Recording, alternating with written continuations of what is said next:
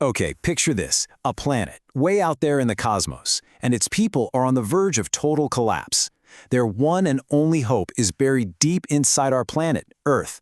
But here's the twist, the gods they sent to get it, they've just thrown down their tools and set everything on fire.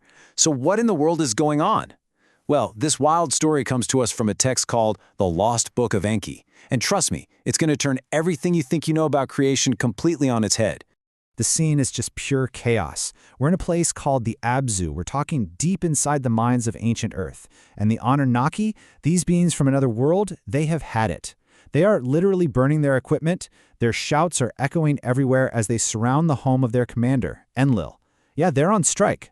And right here, this brings us to the biggest question of this whole story. I mean, we think of gods as these all-powerful beings, right? They're above petty stuff like labor disputes. So what could possibly push these beings from the heavens to a full-on rebellion? The answer, you'll be surprised to hear, all starts with one single precious metal. So, the thing that kicked this whole divine mutiny off? It was the work itself. You have to imagine, day in and day out, for what felt like an eternity, the Anunnaki were forced into this backbreaking labor, deep in the hot, dark mines of a world that wasn't even theirs, all to dig up massive amounts of gold. But get this wasn't about making jewelry or filling up a treasury. This wasn't just greed. Their desperate, obsessive need for gold was all about survival. It was tied to the fate of their entire civilization, millions and millions of miles away.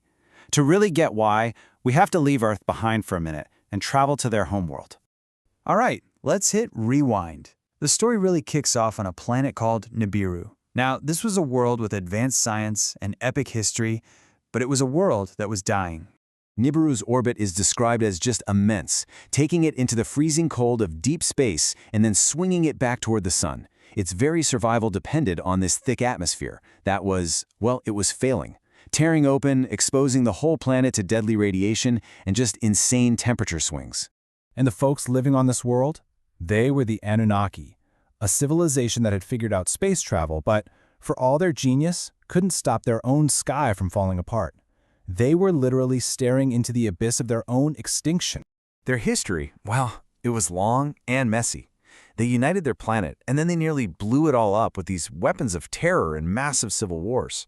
But in the end, their greatest enemy was their own environment. As their atmosphere got thinner and thinner, their smartest minds came up with this last-ditch Hail Mary solution. Find incredible amounts of gold, grind it into a super fine dust, and spray it into their upper atmosphere to create a protective shield. Only one problem, they didn't have nearly enough. So, the mission to Earth didn't start with some grand, noble plan. No, it was born from an act of pure, raw desperation by a king who had just lost his throne, a guy named Alalu, and he was running for his life. And this is where the story gets absolutely wild. Alalu, see, he'd seized power but couldn't fix the planet's crisis. He's eventually defeated by another prince, Anu. But instead of just accepting his fate, he does something unbelievably bold. He steals a spaceship armed with nukes and just bolts. He's aiming for a legendary planet that's supposed to have the gold they need. He has to blast his way through the deadly asteroid belt, a trip no one had ever survived, all for one last, desperate shot at redemption. And incredibly, he makes it. After crash landing right here on our planet, his scanners confirm it. The old stories were true. Earth had veins of gold, the one thing that could save his people, and, he hoped, put him back on top. The fate of an entire world was now in his hands. So, Alalu's message gets back to Nibiru, and a full-scale mission is launched. But they don't just bring their ships and their equipment, they bring all their old political drama with them. And this drama is pretty much personified by the two sons of the new king, Anu. And here we meet our two main players. On one side, you have Enki, the brilliant scientist, the firstborn son. On the other, his half-brother Enlil, the rigid, by-the-book commander and the legal heir to the throne. The rivalry is the stuff of legends. Enki gets sent to the mines in the Abzu, while Enlil gets put in charge of the whole mission from a command center called the Eden. You can already see how this division of power is a total recipe for disaster. But right away, there's a problem, a huge one. The first plan, which was Enki's idea, is a complete flop. His attempts to filter gold from the waters of the Persian Gulf gets them basically nothing. The whole mission is already on the brink of failure, and the pressure from their dying homeworld is just immense. So, This is when Enlil, the commander, steps in with a massive, ambitious plan. He argues they need to stop messing around with the water and go straight to the source, the rich veins of gold buried deep inside the planet. His vision is huge: build entire cities for command and control, use Mars as a transit hub, and create a seamless interstellar supply chains to get the gold home. It was a brilliant, logical plan with just one single, enormous flaw. It needed a massive, massive workforce. And there's the catch. Enlil's plan basically sentenced hundreds of his own people, the Anunnaki, to centuries of grueling, soul-crushing labor in those African mines. And this brings us right back to where we started, the rebellion. So the Anunnaki leaders hold an emergency council. Enlil is furious. The kin Anu is screaming for results from Nibiru, and the entire mission to save their species is about to implode because the workers, the gods themselves, are refusing to work. The situation is beyond dire. No mining means no gold, and no gold means Nibiru dies. This isn't just some labor dispute. This is an extinction-level crisis. The supply line is broken, and it looks like they are completely out of options, or so it seemed.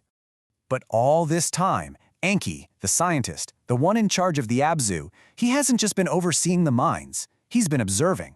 He's been studying the native life forms on this strange new planet, especially this upright walking primate that really fascinated him. And in this moment of absolute crisis, he steps forward. And he makes a proposal that just silences the entire room.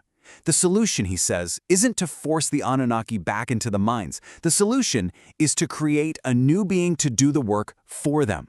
He proposes engineering a Lulu, a primitive worker, by taking the native life on Earth and upgrading it with their own genetic essence. In other words, they would create a worker in their own image. And that is the bombshell at the heart of the Lost Book of Enki. It reframes our entire origin story, not as some act of divine love, but as an act of cosmic logistical necessity. It leaves us with this provocative, really unsettling question. What if humanity itself was created simply to solve an alien labor crisis? The ultimate takeaway here is a story that challenges every single thing we think we know about where we come from.